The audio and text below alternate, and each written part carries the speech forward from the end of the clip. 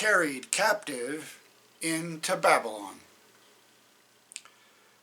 A small number that escaped the sword shall return out of the land of Egypt into the land of Judah. And all the remnant of Judah that are gone into the land of Egypt to sojourn there shall know whose word shall stand, mine or theirs. Jeremiah 44, verse 28.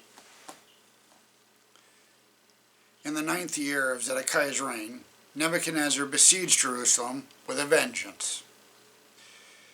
In God's plan, it was time for the remnant of Judah to go into captivity to learn through adversity the lessons they had refused under more favorable circumstances.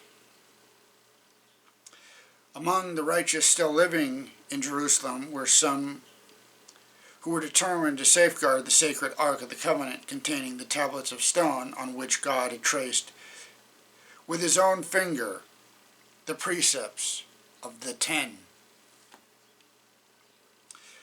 To place it beyond the reach of ruthless hands, they hid it in a cave. That sacred Ark has never been disturbed from that day to this. In the last days of Judah, Jeremiah was thrown into a dungeon by jealous, frustrated counselors to the king. Zedekiah was greatly worried about the situation in Judah. Secretly, the king visited Jeremiah and asked, "Is there any word from the Lord?"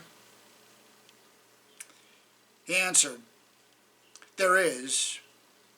For said he, thou shalt be delivered into the hand of the king of Babylon." Sensing that the prophet was right, Zedekiah commanded that Jeremiah be released from the dungeon and allowed to live in the prison courtyard. The king dared not openly manifest any faith in Jeremiah. He was too weak to brave the disfavor of his princes and the people submitting to the will of God.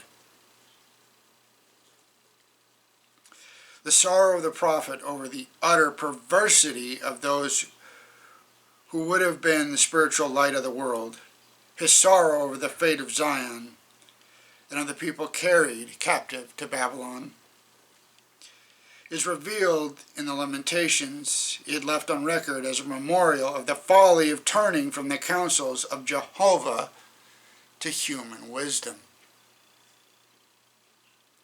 In these last days, fidelity to God demands the same unflinching, unwavering endurance Jeremiah exhibited. As God sustained his prophet then, so will he sustain us today.